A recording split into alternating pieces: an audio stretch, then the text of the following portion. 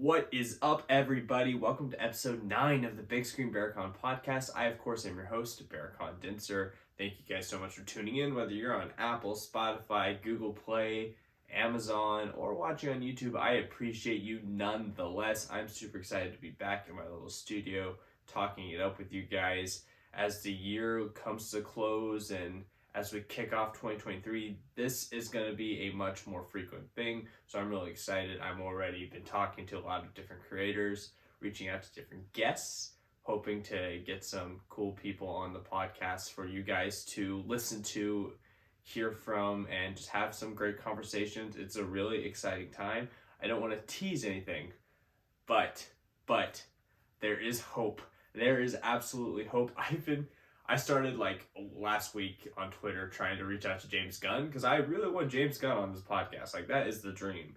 So I was day 1 of asking James Gunn if I can interview him on my channel. Day 2, day 3. And on day 6, surprisingly, I was expecting day 58 or day 220 to get a response. But day 6, James Gunn responded and he said he probably wouldn't be doing interviews until Guardians of the Galaxy Volume 3.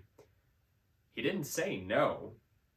So maybe a James Gunn interview in the future? Who knows? It doesn't seem unlikely. I mean, he knows we exist. Anything is possible. Anything is possible. Remember that in anything you do. Now, today's episode, we are going to talk about a few things. We're going to talk about Glass Onion, which is the last movie I saw in theaters. We're going to talk about Andor. We're going to talk about Spider-Man No Way Home. This wouldn't be Big Screen Berkan if Spider-Man didn't pop up some way, somehow. And we're going to talk about a question that's really taken the internet by storm. I posted a question on my TikTok. It was from a Twitter account. And if you're on YouTube, you can see the question and the original user right here. And the video kind of went off. A lot of people chimed in. Cuban Crusher chimed in. Soups chimed in. A lot of people chimed in, and I think it's a pretty good conversation to have, so we're gonna have it here. The question is, if you had to pick one of these movies to cut, which one would you cut? The options were The Batman 2, Across the Spiderverse, Man of Steel 2, or Deadpool 3. Now, to me, there's a few options that are safe, and it surprised me that so many people elected to cut them. So first, Deadpool 3. Why on earth would anybody in their right mind want to cut Deadpool 3 when, spoiler alert, if you are completely avoiding anything about Deadpool 3, Michael Lee, if you're listening to this, skim. Okay, you've been warned. Why would anybody want to cut Deadpool 3 with Hugh Jackman set to return as Wolverine? Why? That makes no sense to me. Listen, Deadpool was hilarious. Deadpool 2 was okay. The Deadpool franchise might be a little overrated. I'm sorry, it might be. The first one was good. Like I said, the second one was just okay. There's been a lot of hype around Deadpool. It's mostly because Ryan Reynolds is so iconic in the role that you just naturally want to see more of him. And now, bringing back Ryan Reynolds, putting him in the MCU is already interesting enough. I already want to see how Deadpool navigates the MCU. But now you're promising to bring back Hugh Jackman as Wolverine, one of the most iconic comic book castings of all time, one of the most iconic performances of all time in the film industry. That's a pretty significant thing. So to say you're going to cut Deadpool 3 is a little bit insane to me. The next movie that to me is absolutely safe, and a lot of people were saying to cut it, which is mind-boggling to me. Why on earth would anybody in their right mind want to cut Across the Spiderverse? Why? Why? Listen, I grew up playing basketball, and there is an unspoken rule that we all follow. If you're on a court, whether in a gym, rec center, park, and somebody's shooting the ball, and it's a communal ball, right? It's not, the basketball doesn't belong to one person. Everybody's sharing the basketball. If somebody takes a shot and they make it, they get their change. They get to shoot again. Into the Spiderverse, is one of the greatest animated movies of all time. It is one of the best comic book movies of all time. It is probably number one for a majority of people. It's my number two, only because I love Spider-Man No Way Home, and we're going to get to that in a little bit, but it's one of the best comic book movies of all time. Why would anybody in their right mind cut it? Does it not deserve a sequel?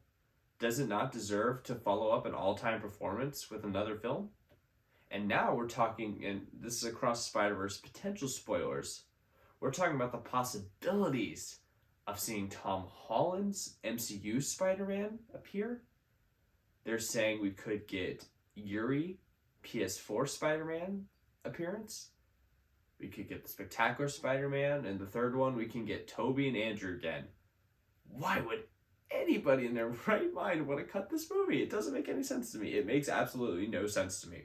So, Spider-Man Across the Spider-Verse, safe. Now, that leaves the remaining two, the Batman 2 or Man of Steel 2. For me, I chose to cut the Batman 2. Now, listen, the Batman was a great movie. It is in my top 3 film releases of 2022. It is a great, great movie. I don't really want to rewatch it though, to be honest. I have no desire to rewatch the movie. It's one of those movies where I watch it once, I love it, I don't ever need to see it again. I just don't. So to me, since the first one's already not that rewatchable, I really don't need to go back into that universe. Also, the Batman stands alone. It's going to get its own HBO Max universe. I guess the Batman HBOU. But it doesn't really progress anything, and I'm not really going to get anything out of the Batman other than just entertainment, I guess. Which, I mean, all these movies are entertaining. The Man of Steel 2. Now, The Man of Steel, the first one, directed by Zack Snyder, released in, 2013, was not great. I rewatched it recently for the first time in a long time, and it was not good. I did not enjoy The Man of Steel. But Henry Cavill was a great Superman. I do believe he deserves a chance to come back and try again, maybe with a better script this time. I believe he deserves to be Superman again in his own standalone film, especially with this new direction that James Gunn and Peter are taking DC as the new CEOs. I think he deserves a chance as standalone again. I'm very, very curious to see what a Man of Steel would look like, or a Man of Steel 2 would look like. And for that curiosity alone, I would sacrifice the Batman, especially since the Man of Steel would contribute to this brand new DC extended universe and progress that story. I don't know. That's just my opinion. Out of the 4, once again, the Batman 2, Man of Steel 2, Across the Spider-Verse, Deadpool 3. You're crazy to cut Across the Spider-Verse to Deadpool 3, although a lot of people did in my comments. The Batman 2, I'd understand wanting to preserve that movie, but for me, curiosity takes over. I want to see Henry Cavill again in Superman in Man of Steel 2. Now, they do say, though, curiosity does kill the cat, so I could regret that, but thankfully, we're not actually cutting any of these movies. Also, Man of Steel 2 isn't actually even confirmed, so by default, I guess I understand for cutting Man of Steel 2. Okay. Spider-Man No Way Home. 1 year ago today, tickets release, I bought tickets opening day for all my friends. I bought tickets again to see it that same weekend with my family. That was one of the best movie theater experiences of my life. I absolutely enjoyed it. It was everything I ever hoped and dreamed it would be. I mean, seeing Tom, Tobey, and Andrew right there together, seeing William Dafoe back, Alfred Molina, Jamie Foxx, Sandman the Lizard, seeing all of them in one movie was absolutely mind-blowing. Something I never thought would happen, and honestly didn't truly believe in the trailers, even though it was right there in front of me.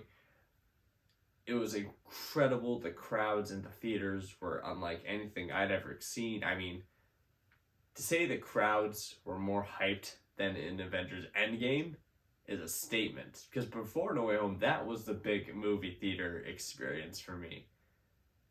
I mean, the No Way Home hype was incredible. I think we all wish we can go back in time and relive it. But is Spider-Man No Way Home actually a good movie?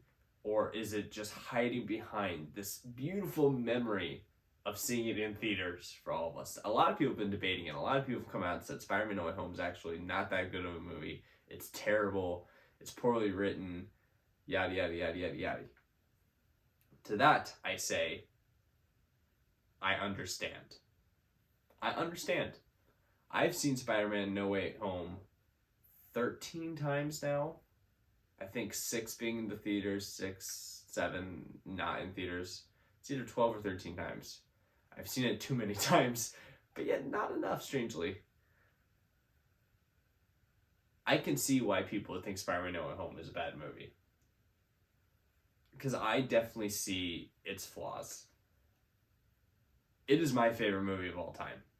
It is everything I hoped and dreamed I would see in a Spider-Man movie. And for that, I'm forever thankful and grateful. And at that point, it becomes basically like my child, where I love it unconditionally. I love Spider-Man No Way Home unconditionally. Now, just because I love it unconditionally doesn't mean I'm afraid to point out its flaws and still love it and still have it be my favorite film. I will always rank, from just so you guys know, whenever I do MCU rankings, anything like that, I will always have Spider-Man No Way Home as my number one. It just will, because it's the only one I love unconditionally. I have to put it at number one. But again, like I said, I do see its flaws, and let's talk about that. First of all, I have genuine concern that the writers, when writing Spider-Man No Way Home, got lost in the hype of having all these characters again. And they forgot to do something very simple. They forgot to go rewatch the Spider-Man movies. They just forgot. I think that is pretty clear with some of the writing, some of the dialogue. First of all, the biggest plot hole in the entire movie. Jamie Foxx's Electro should not be here. People have argued this for months on my TikTok. They've argued with me for months about this. Jamie Foxx's Electro should not be in Spider-Man No Way Home. It's just that simple. He doesn't know who Peter Parker is. And you did not establish in Multiverse of Madness, which is your chance to establish that Doctor Strange did not know anything about the multiverse. You didn't establish any type of sign other than him accidentally being there that these villains could come without knowing who Spider-Man's true identity was. Now, a lot of people like to bring up a couple things. One, why do so many of you guys like to tell me he says he followed the energy into the multiverse? Nowhere in the movie does he discuss following the energy. I don't know. I don't remember what this memory thing is called, where you think you saw something and a mass group of people believe they saw something, but it doesn't actually happen. I don't know what that's officially called, but a lot of you guys are experiencing it with Spider-Man No Way Home.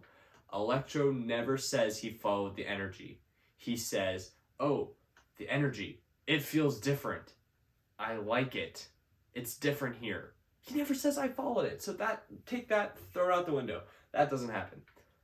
Number 2, in the fight in Amazing Spider-Man 2, Electro does not hear Gwen call Peter Parker.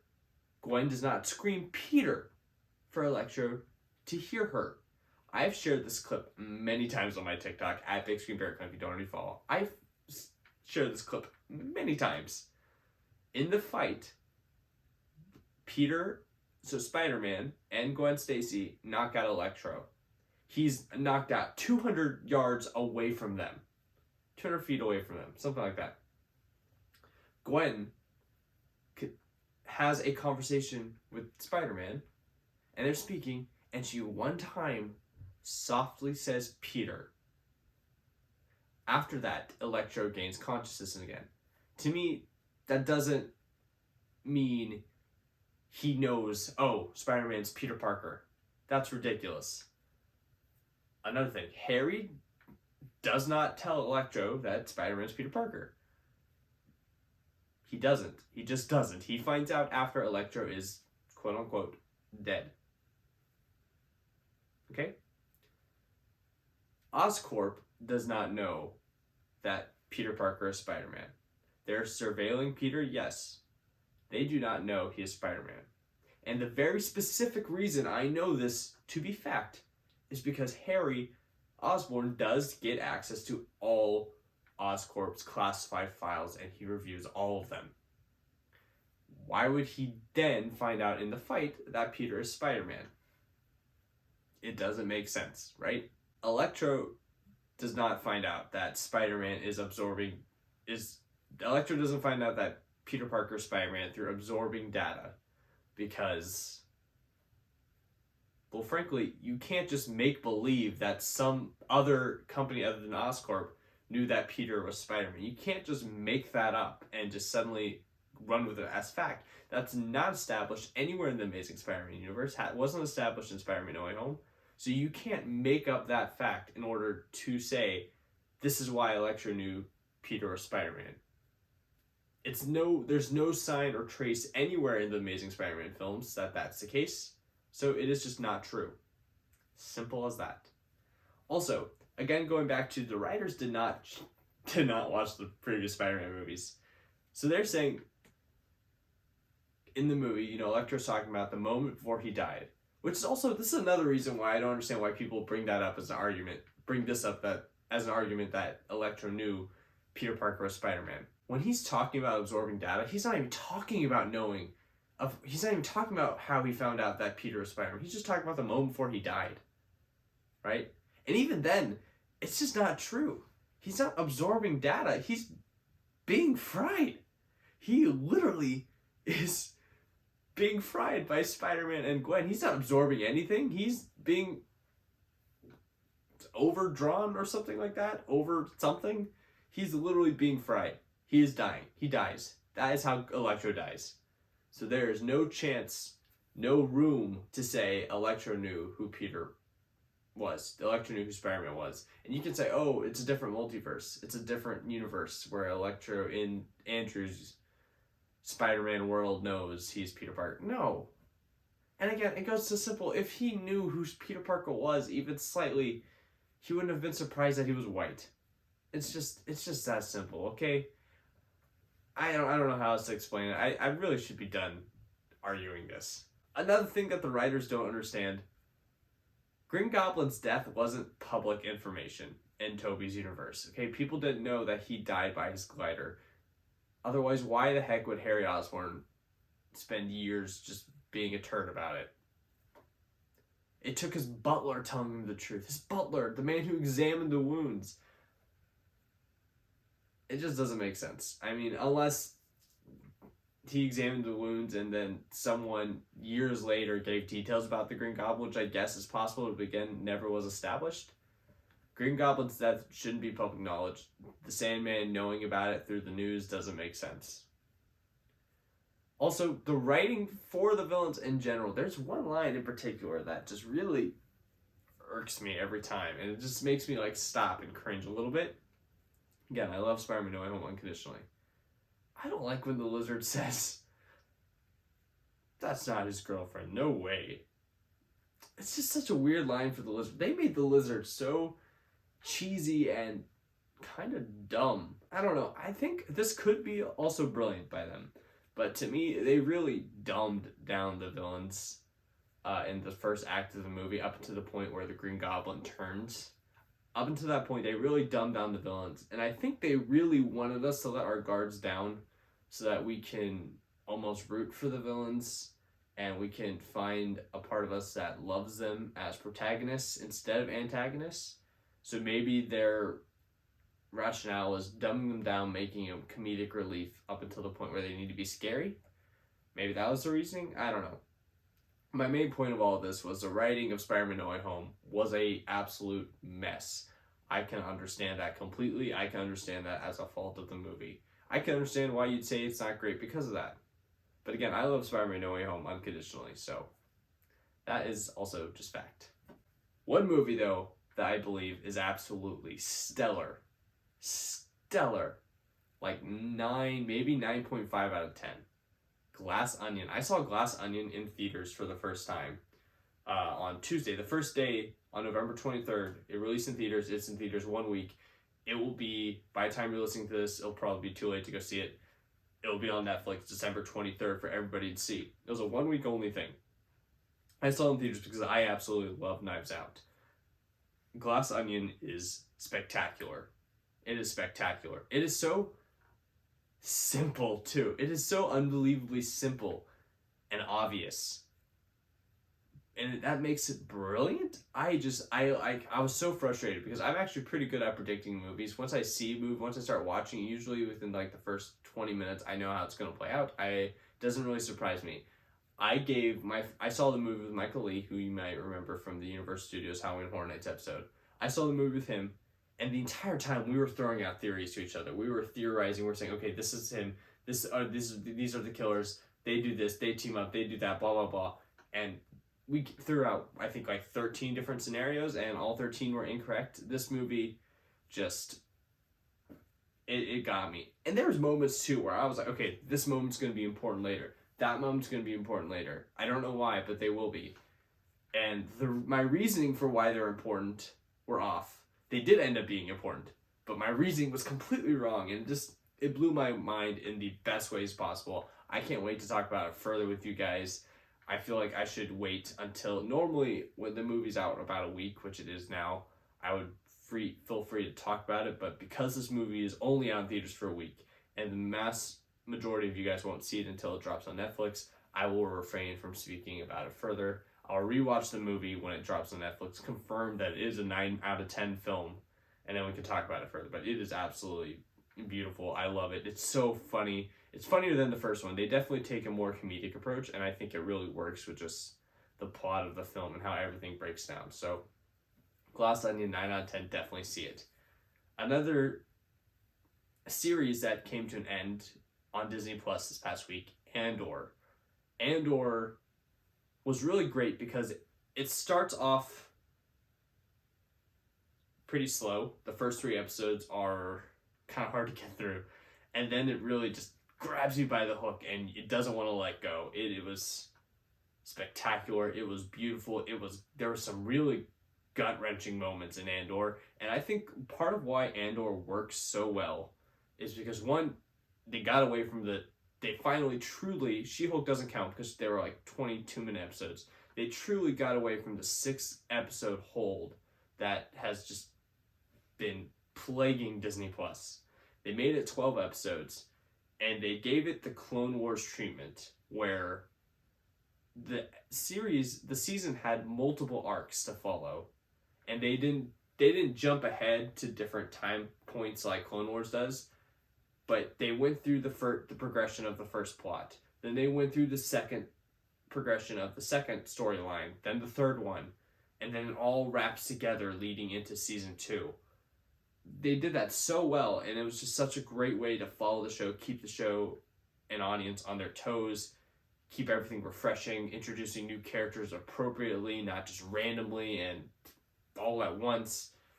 They just did such a great job with Andor. It really is the show that Star Wars fans have been clamoring for. They've been begging for Lucasfilm to give them something different. Andor, 98% of it's different. You know some of the characters, you know how it's ultimately going to end, yes. But it's something you have not seen in the Star Wars universe yet. And they did such a wonderful job. I absolutely loved it. Before we wrap up this episode of the Big Screen Berkan Podcast, which, by the way, is sponsored by nobody, so if you would like to sponsor the podcast, bigscreenberkan@gmail.com. Reach out. Let's talk. Before we wrap things up, I want to get into my theory for Avengers Secret Wars. This is how I think Avengers Secret Wars is going to look like.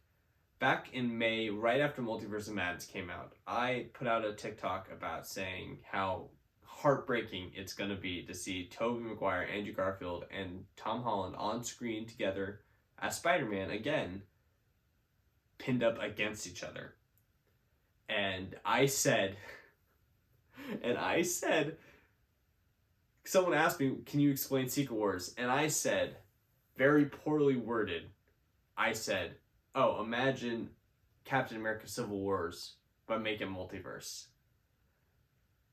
I already apologized. I said I did not word this correctly at all. I took down the video. But one screenshot and Twitter blew up. I mean, people were ripping me to shreds, and it was deservedly so. But people were like, "Oh, you don't know anything about Secret Wars. What are you doing on Comic Talk? Blah blah blah." And I'm sitting there like, "Oh, I never claimed to be Comic Talk. I'm just someone who loves movies." But you're right. I should have read the comics before I started talking about Avengers Secret Wars. So I went on live that night, and for 5.5 hours, all night, I read out loud Avengers Secret Wars, the comic, the original 1980s comic. I read the entire thing live. So, one, no one can ever tell me that I didn't read that comic again. And two, I felt like that's what I needed to do to make it right, to show the community that I truly love this. I love the genre, I love Marvel, I love the MCU. And I want to keep talking about it with you guys accurately. So, I felt good about that decision to read it live to you guys. And, after that, it kind of died down. No one really was saying anything about my video or anything like that. It was done. Even the people who originally called me out, they reached out, they said they really respected what I did, and I felt really good about that. But I never really wavered from my thoughts that Secret Wars will be Captain America Civil War, but make a multiverse. I never really wavered from that, to be honest. And I go back to a few moments ago where I said I poorly explained Secret Wars, because I explained it how it will be in the MCU, not what it actually was. Avengers Secret Wars 1000% will be a multiverse project. It is confirmed to be the ending of the multiverse saga, which was revealed 2 months after this whole scenario. It is ending the multiverse saga. Just let that sink in. Avengers Secret Wars is ending the multiverse saga of the MCU. So it has to be a multiverse story. Otherwise, it just doesn't make sense. There's already been rumors and reports that Kevin Feige wants there to be an Avengers Endgame-like moment with all the Marvel characters from the Fox universe, the Spider-Man universes, all of them, all the Marvel characters of the past appearing in everyone together in this one movie. We already kind of teased in Multiverse of Madness what happens when multiple universes come together. We saw how that rips that universe apart. So I think there is going to be an element of Avengers Secret Wars where it's going to be really cool to see all of those Marvel characters together on screen. But there has to be a purpose for them all being together. If all the universes are colliding, we know from Multiverse of Madness that only does severe damage. So if that means there can only be one universe left over,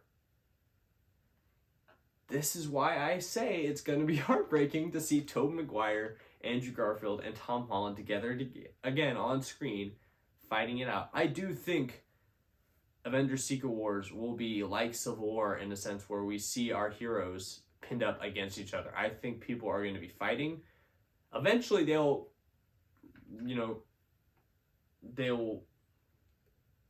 synchronize and fight the common enemy at hand. But there are going to be moments of this film where it is Civil War, where they are pinned up against each other. And I'm really excited. I am absolutely, really, really excited. I also think they're going to save Tom Hiddleston and Chris Hemsworth reuniting as Thor and Loki for Avengers Secret Wars. I don't think we'd see it in the Kang Dynasty, but I think we're going to see that reunion in Secret Wars, and I think it's going to be one of the most emotional things in the Marvel Cinematic Universe, because TVA Loki has seen what main universe Loki went through and how he died. So when he meets main universe Thor, it's going to be emotional, and I can't wait. They may tease it in Kang Dynasty, but I don't think that reunion's going to happen in that film. I think they'll save it for Secret Wars, and I think it's going to be spectacular. So to sum up, my Avengers Secret War theory is that it will be a multiverse version of Civil War, where all these characters return and they duke it out, and I cannot wait. Specifically, I think we will see Tobey Maguire, Andrew Garfield, and Tom Holland fighting But I think their fight isn't going to be more survival of the universe. I really think it will come down to maybe they're reluctantly fighting. And they may go the route where Tom Holland's symbiote does come into play, and Toby and Andrew are trying to save him from that. So that there's a bunch of elements that can come from, but I think that's going to be a moment that people are going to talk about for a long time, and I can't wait. So that, everybody, is the Big Screen Berkan Podcast. I hope you guys enjoyed this episode. I'm looking forward to having more of these. As always, I would love and appreciate it if you took the time to go to my social media pages at Big Screen Berkan on TikTok, right here on YouTube. You can subscribe, Twitter, Instagram. Just hit the follow button, reach out, say hello, comment on some videos, like some videos. I would really greatly appreciate it. Thank you guys so much for watching. I'll see you guys next time.